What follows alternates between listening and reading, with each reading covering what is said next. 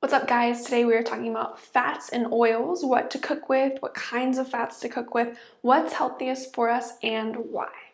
So to get started, there's so many different kinds of fat, and it's important to understand what they are and which ones are healthiest for us. So in terms of fat, we usually have saturated fat and unsaturated fat. There's also trans fats, and the spoiler alert there is we always want to avoid them whenever they're manufactured and put into products.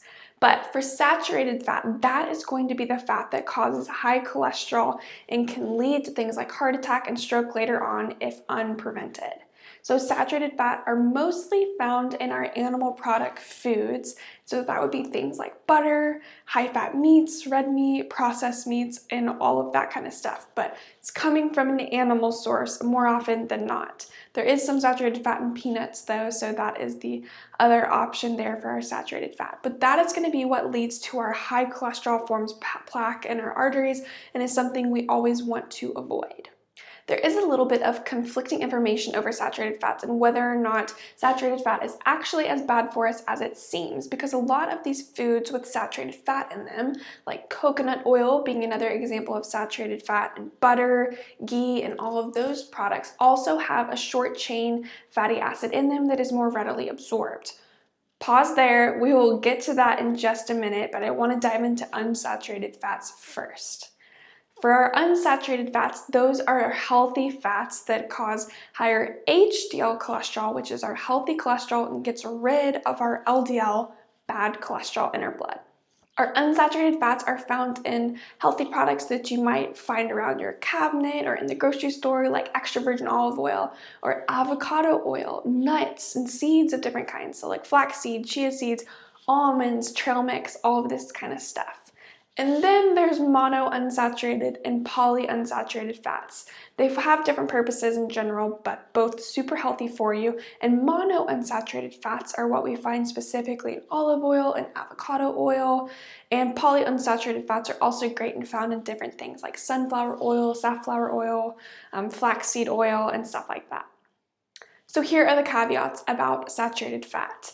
Those foods, particularly butter and ghee, which are getting a lot of popularity these days, is because of their short chain fatty acids, which basically means there's some fats in these that are short chains, or other ones are long chains. These short chains can be more readily absorbed. They don't have to go through the complicated digestion process. They can just be passed through our intestines and absorbed directly into our blood that way, which means they're there and ready to be used for energy. The caveat with a lot of this, specifically with keto diets and stuff like that, is that people think you're teaching your body to burn fat.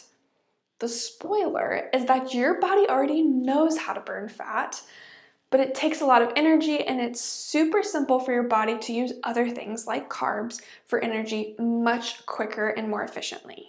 Not to mention that your body is also not burning your body fat like people think it is. It's using the fat that's in your blood system from your food. So if these short chain fatty acids are in your blood because you ate something like butter, coconut oil, ghee, even MCT oil, sure, these are in your blood and could be used if you don't have any other carbs in your system. So if you had it fasted or you had it in your coffee or something like that. But you're not burning your body's fat stores.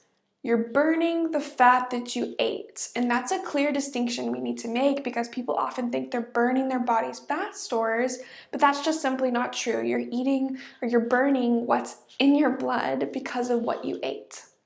So your body already knows how to burn fat, and it does it when you have a normal meal. But when you are eating these foods that are also high in saturated fat, not just their short chain fatty acids, you're putting yourself at risk for things like plaque in your blood, leading to high cholesterol, which can ultimately be very detrimental long term. So you're much better off just eating a well-balanced diet, high in fiber, high in your healthy fats, so that you don't have any other further complications.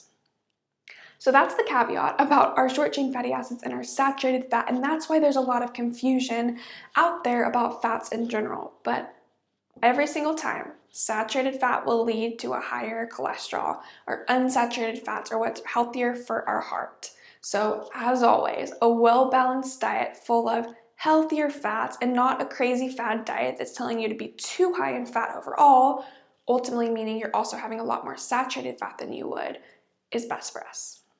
So what does that mean for us in terms of cooking fats and oils? So I did talk about how saturated fat is found in butter, in ghee, in coconut oil. So if we're wanting to avoid those for cholesterol reasons, that means I just wouldn't use those every time when cooking. This doesn't mean that I don't use those, or sometimes I use coconut oil when I'm baking just because I like it, or sometimes I finish something off when I'm cooking it with butter for a little bit of the flavor. But if I'm really cooking for health, I'm not going to do those things.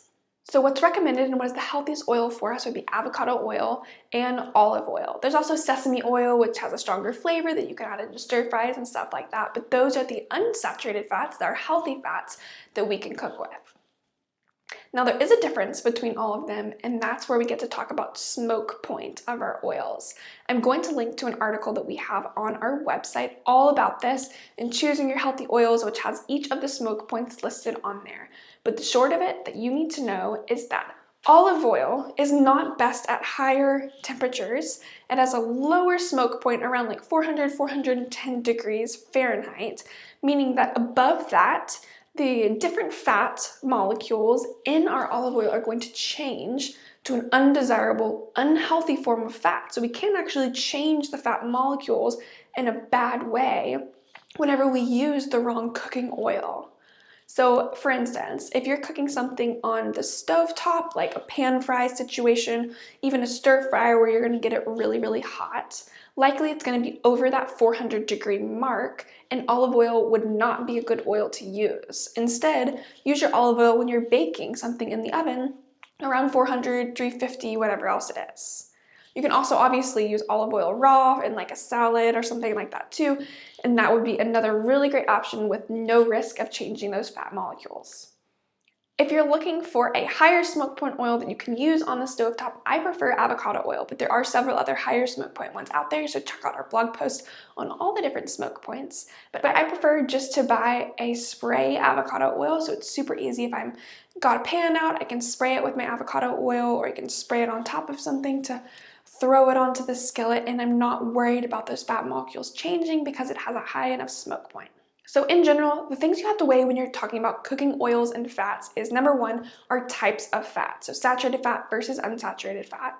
And while there are beneficial short chain fatty acids found in some of our saturated fats like butter and ghee, coconut oil, MCT oil, and stuff like that, we do find that there's also a risk associated with those in terms of it leading to higher cholesterol. So in general, you can use those sometimes, but our healthiest forms of fat for us are going to be our unsaturated fats like olive oil, avocado oil, and then obviously they're also found in nuts and seeds. And then be sure that you're taking into account the smoke point of the oil and which cooking method you're using when. But I hope this was helpful for you to figure out what cooking oils are best, which ones you should invest in, and which ones you should maybe swap out for a healthier cooking fat or oil. If you have any questions, leave a comment below and we will get to those questions as soon as we can. Be sure to subscribe to our YouTube channel so that you don't miss any of our videos, and follow us on Instagram at General Wellness.